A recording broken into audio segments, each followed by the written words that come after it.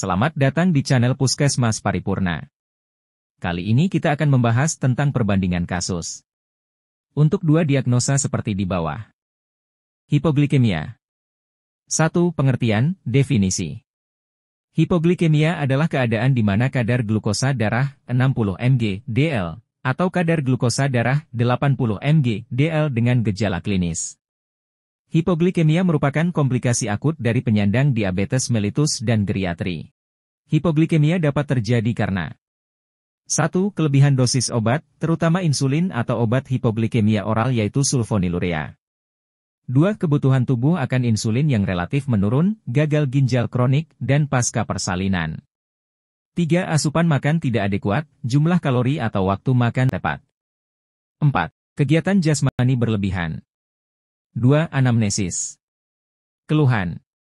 Tanda dan gejala hipoglikemia dapat bervariasi pada setiap individu dari yang ringan sampai berat, sebagai berikut.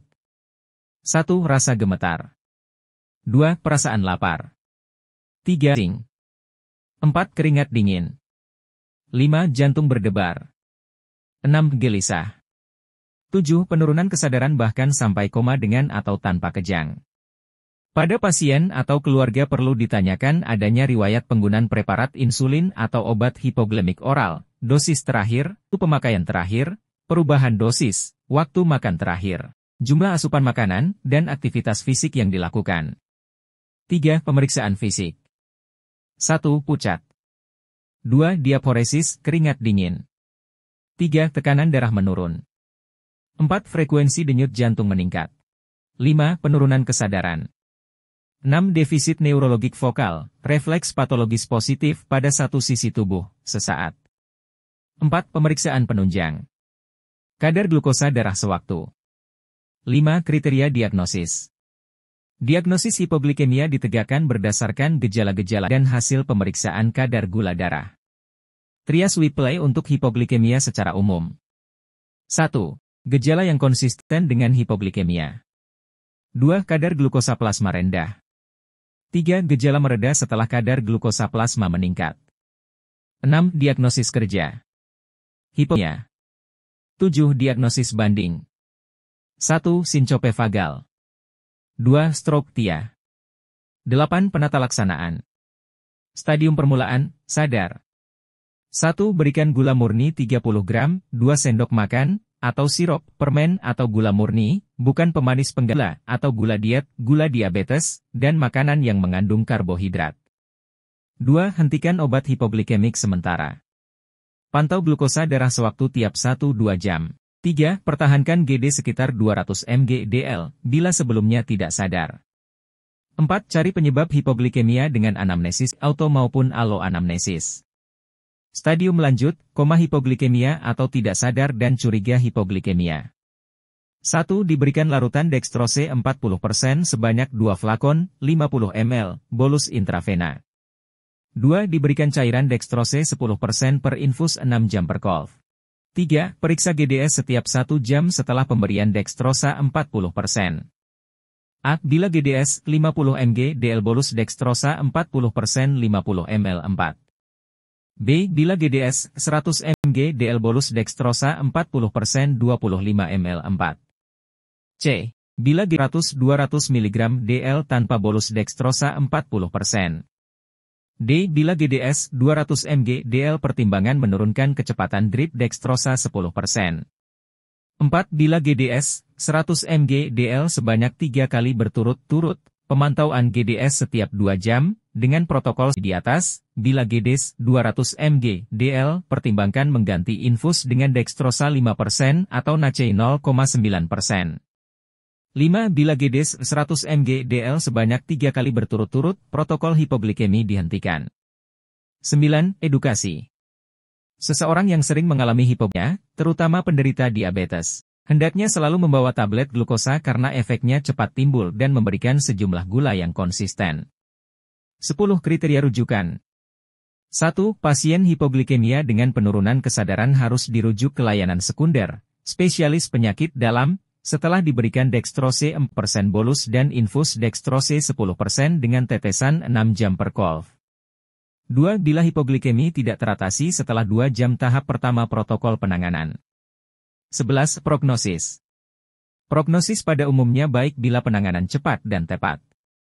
12. Referensi. Keputusan Menthatan Republik Indonesia Nomor HK 0202 Menkes 514/2015 tentang panduan praktik klinis bagi dokter di fasilitas pelayanan kesehatan tingkat pertama.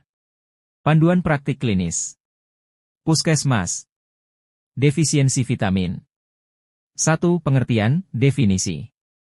Defisiensi kekurangan vitamin terjadi karena asupan vitamin yang tidak mencukupi, tidak sesuai dengan besarnya kebutuhan tubuh. Beberapa faktor yang dapat menyebabkan terjadinya defisiensi vitamin, yaitu gangguan pencernaan atau gangguan penyerapan, malabsorpsi, meningkatnya kebutuhan tubuh akan zat gizi, dan gangguan metabolik. 2. Anamnesis. Gejala-gejala yang tampak saat kekurangan vitamin antara lain. A. Vitamin A, sulit melihat dalam cahaya remang senja hari, kulit kering, infeksi, rambut kering, mata gatal dan terasa terbakar. B. Vitamin B1, gampang lelah, kram otot, kulit kering, kulit bersisik, daya tahan tubuh berkurang. C. Vitamin B2, sudut mulut pecah-pecah, lidah tampak merah dan licin, gampang lelah, kulit bersisik, sariawan, semutan. D. Vitamin B3, gatal-gatal pada tangan dan wajah, gampang lelah, mual. E. Vitamin B6, kurang nafsu makan, gampang lelah, kram otot, luka pada gusi dan lidah. F. Vitamin B12, sakit kepala, anemia, mual, kurang nafsu makan. E. Vitamin C, gusi berdarah, mudah memar, kulit kering, lemah, kurang energi, mimisan, gampang infeksi, nyeri sendi. H. Vitamin D, tulang nyeri, otot lemah, gigi rusak. I. Vitamin E, gampang lelah, rambut kering, rambut rontok, kulit kusam, kram kaki. J. Vitamin K, darah lambat membeku, mudah berdarah, mudah memar. 3. Pemeriksaan fisik. Pemeriksaan tanda vital, tensi, nadi, pernapasan, suhu, bila perlu. Pemeriksaan khusus. A. BB-TB 70% atau 3 SD. B. Lemah. C. Demam. D. Frekuensi dan tipe pernapasan, pneumonia atau gagal jantung. E. Sangat pucat. F. Pembesaran hati, ikterus. G. Tanda defisiensi vitamin A pada mata, konjungtiva kerik, ulkus kornea, keratomalacia. H. Ulkus pada mulut. I. Lila 11,5 cm untuk anak Juni 59 bulan. 4. Pemeriksaan penunjang. 5. Kriteria diagnosis. Diagnosis ditegakkan berdasarkan anamnesis dan pemeriksaan fisik. 6. Diagnosis kerja. Defisiensi vitamin. 7. Diagnosis banding. 8. Penata laksanaan. Penata laksanaan. 1. Vitamin A dosis tinggi diberikan pada anak gizi buruk dengan dosis sesuai umur pada saat pertama kali ditemukan. 2. Makanan untuk pemulihan gizi dapat berupa makanan lokal atau pabrikan. A. Jenis ada 3 pilihan, makanan terapeutik atau gizi siap saji. F100 atau makanan lokal dengan densitas energi Eg sama terutama dari lemak, minyak, santan, margarin. B. Pemberian jenis makanan untuk pemulihan gizi disesuaikan masa pemulihan, rehabilitasi. 1 minggu pertama pemberian F100. Minggunya jumlah dan frekuensi F100 dikurangi seiring dengan penambahan makanan keluarga. 9. Edukasi. Edukasi pasien dan keluarga untuk pencegahan penyakit dengan menjaga kebersihan diri, pilihan asupan gizi seimbang dan stamina tubuh. 10. Kriteria rujukan. 11. Prognosis. 1. Ad vitam, bonam. 2. Ad functionam, bonam. 3. Ad sanationam, bonam. 12. Referensi. 1. Permenkes No.